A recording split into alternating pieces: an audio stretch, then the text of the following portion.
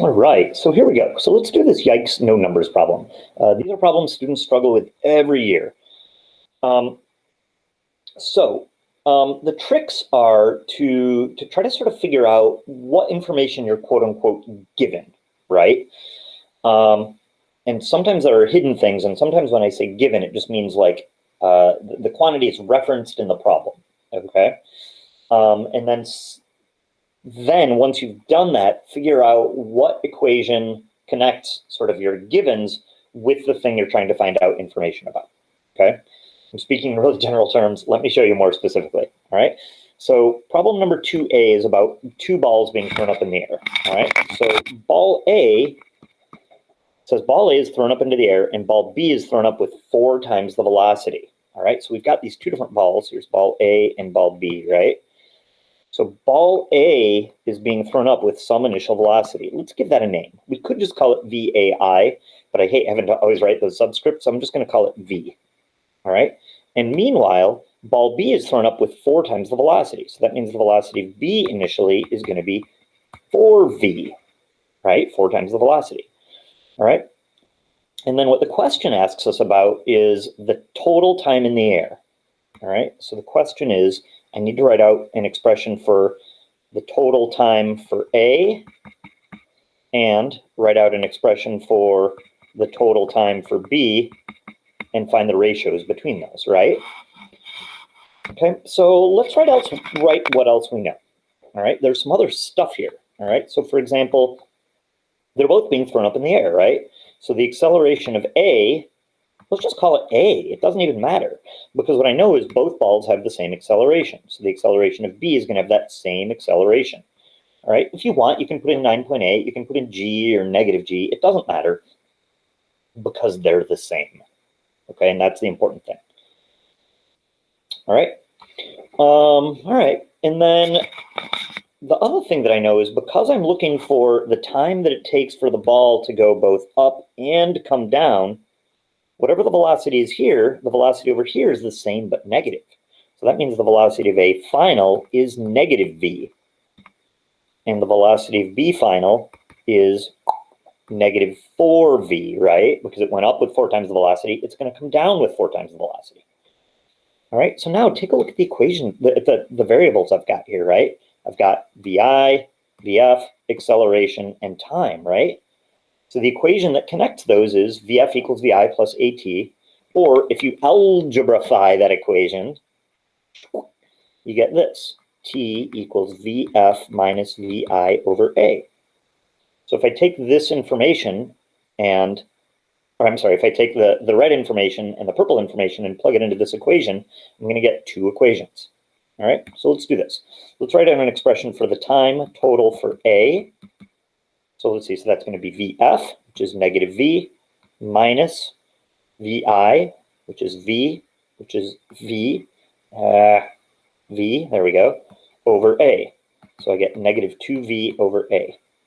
Okay, so that's the total time for A. Now let's write out an expression for the total time for B. Well, VF is negative 4V minus VI is 4V over same acceleration. So I get negative 8V over A. Oh, right on. Cool. So now the question wants the ratio between the time for B and the time for A. So time total for B over time total for A, right? It's asking for a ratio. Remember, a ratio is just a fraction. Okay, you could also write it using the little colon, you know. All right, usually though on an AP test, or at least AP physics, when they ask you for the ratio, they're looking for the fraction. Okay, so let's see. So I'm going to get negative 8V over A over negative 2V over A. So however you want to math through this, you can see that the top is 4 times as big as the bottom. And so your ratio is 4, and there's your answer. All right. Now, there are a bunch of other ways of doing this.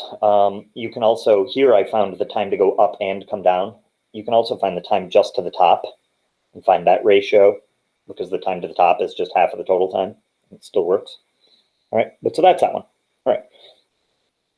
Now, Roman numeral 2 says find the ratio between the maximum height reached by B to the maximum height for A. All right, so let's kind of clean up our board here.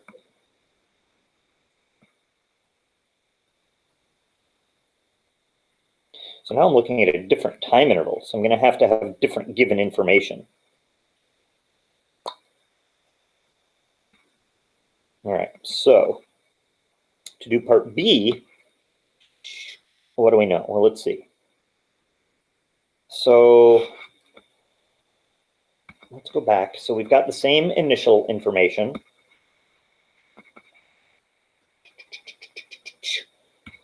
The acceleration for A, we can still call A. The acceleration for B, we can still call A. Now we're trying to find out information about the maximum height. So H max for A is what we're trying to find, and H max for B is what we're trying to find, right? And remember, your height here is the same as your displacement, okay, your delta x, right? And then the other thing we know now is because we're going to our maximum point, at that maximum point, your velocity is going to be 0, okay? So the velocity of A final is 0, and the velocity of B final is 0, okay? And actually, I'm regretting my decision to call this H max. Let's just call it displacement, right? Who cares? We're looking for the maximum displacement of A and comparing that to the maximum displacement of B, all right? So once again, what equation connects these values? Oh, 2a delta x equals vf squared minus vi squared. Or, for us, delta x is vf squared minus vi squared over 2a, right? And the reason I focused on delta x is because that's the ratio we're looking for. All right, so let's do this. So delta x for a is going to be vf squared, 0, minus vi squared, so v squared over 2a. Oh, so that's negative v squared over 2a. And similarly, delta x for ball B is going to be vf minus over 2a, which is negative 16 v squared over 2a. And so then our ratio that we're looking for, doesn't it ask for the ratio between B and A? And the ratio between the maximum height by B to that of A. So that means B goes on top. So the displacement of B to the displacement of A, and you can see this is just 16 times that. Okay, so that is how those work. Sorry, I keep moving my tablet around. I'm sure my camera's all over the place. I get an F- for video direction today. All right, so problem B is similar, okay? Oh, sorry, I just did A Roman numeral 1 and 2.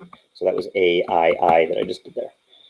All right, so I guess my recommendation is maybe before you go on, try part B on your own. Like pause the video, stop the video, make a note of the time, and then come back and watch part B if you still can't get it, okay? In the meantime, I'm going to go through it, and you will hopefully try it on your own. What time is it? I have guitar lessons in a few minutes here. All right, All right, Roman numeral B. So now we've got balls B and, or C and D. So here's ball C, here's ball D. Let's use blue. Uh-oh. All right, so ball C is dropped off of a cliff, and ball D is dropped off of a cliff that is 9 times as tall. So the displacement for ball C, let's just call it X. Who cares, right? And then we can call the displacement for ball D, D. I hate it when my pen doesn't listen to me. Displacement for ball D, let's call that 9x. All right. All right, let's see. So in part A, we're trying to find out the ratio for the times. So we're looking for the ratio between the time for ball C as compared to the time for ball D. All right, so what else do we know? Well, we know the acceleration of ball C is g, or 9.8, or we'll just use a. And I know that the acceleration of ball D is going to be the same. They're both being dropped. Oh, that means they both have the same initial velocity. The velocity of C initially is 0. The velocity of D, why do I keep doing that? Initially is 0. All right. So what equation do I know that uses these 4 variables? Oh, well, I think we want to go with this guy, delta x. Oops, it's supposed to be black. There we go. Delta x equals 1/2 at squared plus vit.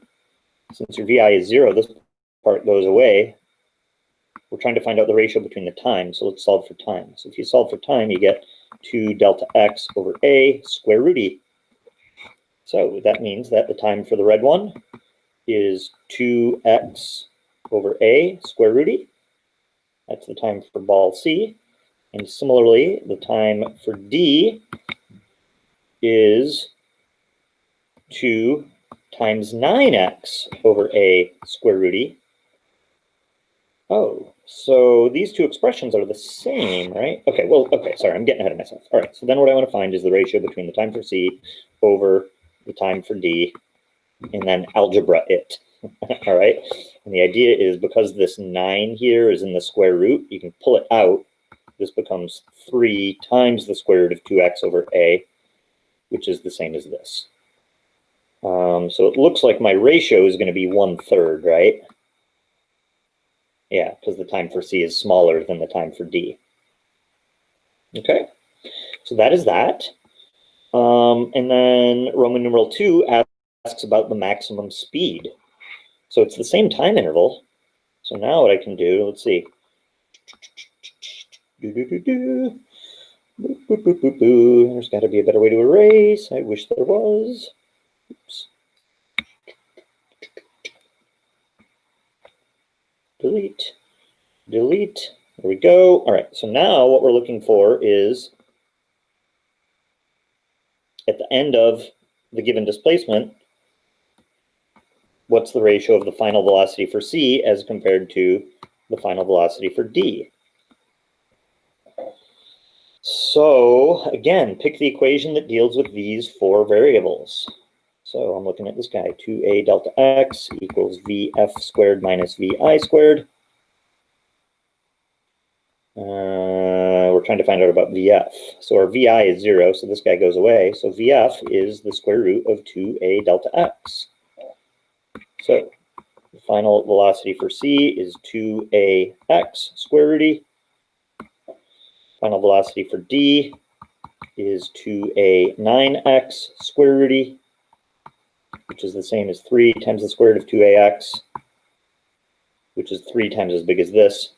So if you do velocity of C final over the velocity of D final, you're going to once again get 1/3. All right. I apologize for my terrible camera work. I hope that explanation made some sense. If not, I will see you either before or after school or during support hours or whatever. All right. Cool, cool. Boom, boom. Trying to stop. What is going on? My brain is not working. Boop, boop. Stop.